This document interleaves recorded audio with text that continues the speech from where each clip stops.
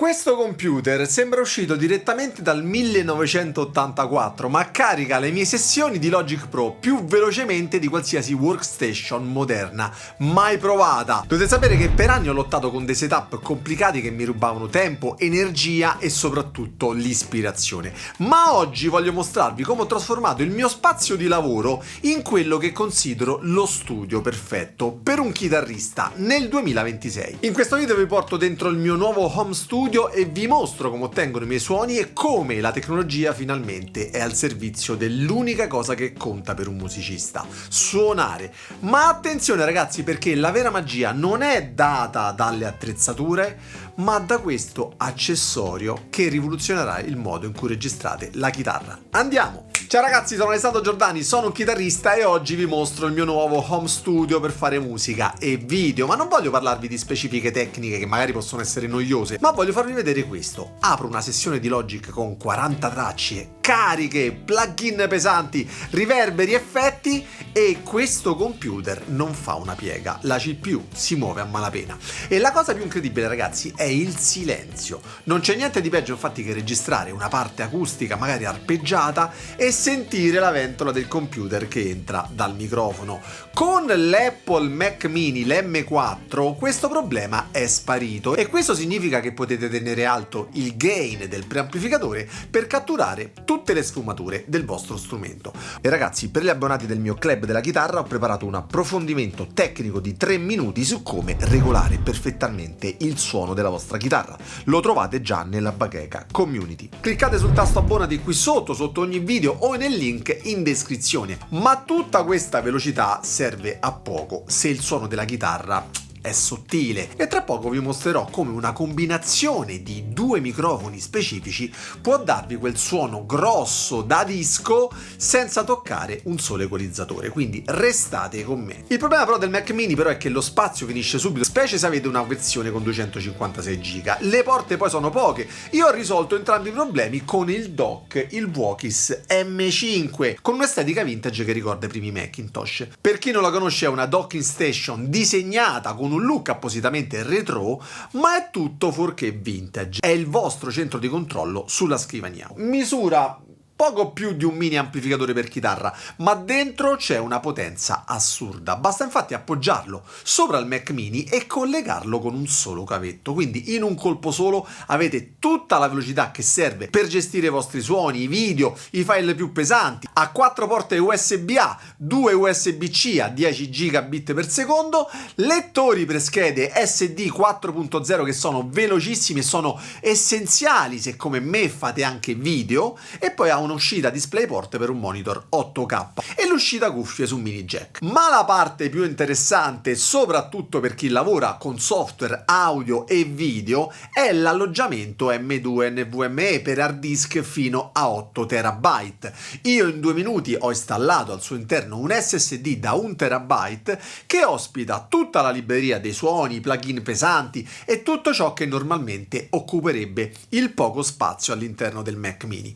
E ovviamente lo uso anche per l'editing di progetti video che normalmente raggiungono dimensioni di oltre 100 giga. Ragazzi, ma la mini sorpresa è il mini schermo da 5 pollici ispirato ai primi Mac anni 80. È infatti un mini monitor a tutti gli effetti dove metto tutto quello che di solito mi distrae dal monitor principale. E vi dirò, se volete lavorare bene, il mio consiglio è di tenere la finestra principale del vostro software sempre libera, quindi con un monitor grande o addirittura curvo come questo del ultra wide da 34 pollici ho subito il colpo d'occhio sulla struttura dell'intero brano, mentre sul piccolo schermo del Voukis tengo l'accordatore se sto registrando, l'analizzatore di spettro o i plugin di metering. È come avere il display di un multi-effetto sulla vostra scrivania. Ho tutto quello che devo controllare senza togliere lo sguardo dalla chitarra, controllo i livelli visibili in ogni istante, la struttura del brano, il minutaggio, e anche se è solo 5 pollici non potete immaginare immaginare quanto cambi il flusso di lavoro. E uno studio per chitarristi vive di segnale audio. Per l'interfaccia ho scelto la X5 More U Hub, che ho recensito qualche settimana fa.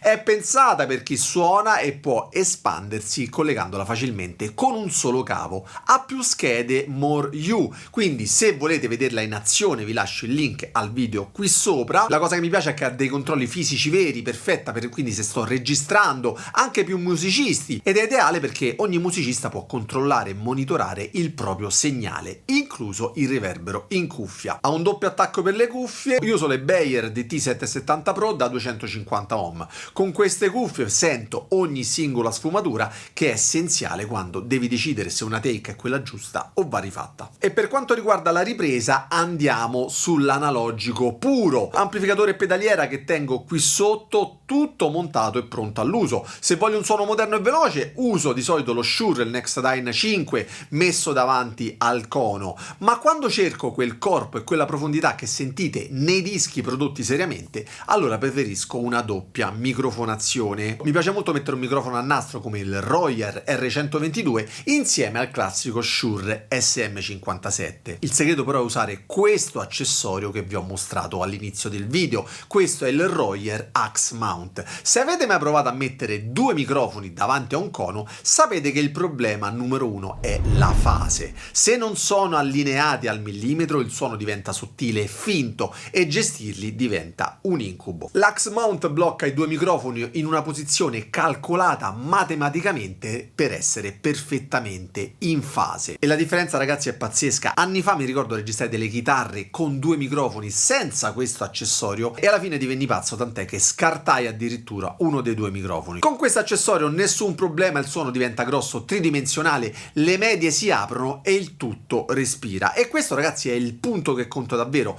Quel suono rotondo e pieno non è il risultato di ore in post-produzione, è fisicamente lì alla fonte, già completo di suo. Quindi risparmiate ore di lavoro in fase di missaggio e il vostro tempo, ragazzi, ricordatevi, è la cosa più preziosa che avete. E ragazzi, se questo trucco della fase vi ha appena risparmiato ore di mal di testa nei vostri prossimi mix, cliccate il pulsante mi piace e doppio mi piace e non azzardatevi mai a iscrivervi a questo canale, non vi voglio.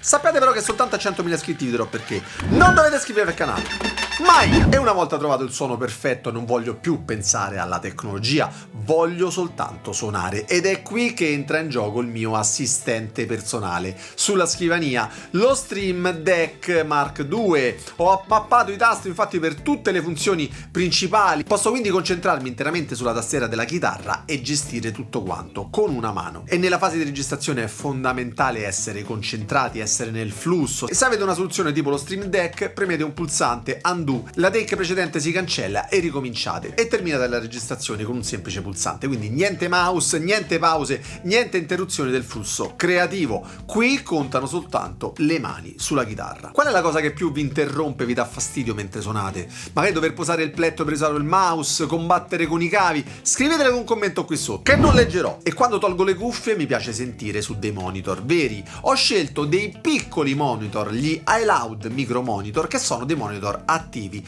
con una bella risposta. Non occupano troppo spazio ma dicono la verità su come suona la mia chitarra nel mix, anche se non sono in una stanza trattata da migliaia di euro. E ovviamente, ragazzi, in ogni home studio non deve mancare almeno un poggiachitarra da terra o da parete, un leggio e una scrivania con un buon piano d'appoggio dove mettere tutti gli accessori come plettri, capotasto, corde, carta e penna. Questo viaggio è iniziato partendo da un computer che sembra uscito dal 1984. La verità invece è che la vera innovazione del 2026 è costruire uno strumento che ha un'anima retro, ma dentro vola a 80 gigabit per secondo. E qui arriviamo al punto che conta davvero. Avere la tecnologia migliore serve a poco se non sappiamo come sfruttarla per far suonare la nostra chitarra. Proprio per questo, all'interno del mio club della chitarra, ho deciso di lanciare una serie di masterclass esclusive dedicate proprio al suono e alla registrazione. Vedremo insieme, passo dopo passo, come settare selezionare i microfoni per ottenere quel suono grosso e tridimensionale, come ottenere un mix che sia professionale anche in un piccolo home studio come questo. Non teoria quindi sterile, ma un modo di lavorare vero e proprio che uso ogni giorno in questa stanza, con dei piccoli segreti che difficilmente troverete online. E ricordate, se volete smettere di lottare con i plugin e iniziare a produrre musica che suona davvero, cliccate sul tasto abbonati qui sotto ogni video o nel link in descrizione. Se avete domande su come configurare il vostro home studio, scrivetele pure, e se volete fare il salto di qualità definitivo vi aspetto nel club per parlarne a quattro occhi. Avrete accesso a contenuti che non pubblico qui sul canale e a una community di chitarristi che, come voi, vogliono smettere con i compromessi e alzare l'asticella per davvero. Ricordatevi, la tecnologia migliore è quella che sparisce e vi lascia fare l'unica cosa che conta davvero: fare musica. Vi aspetto nel club. Ciao ragazzi, buona musica!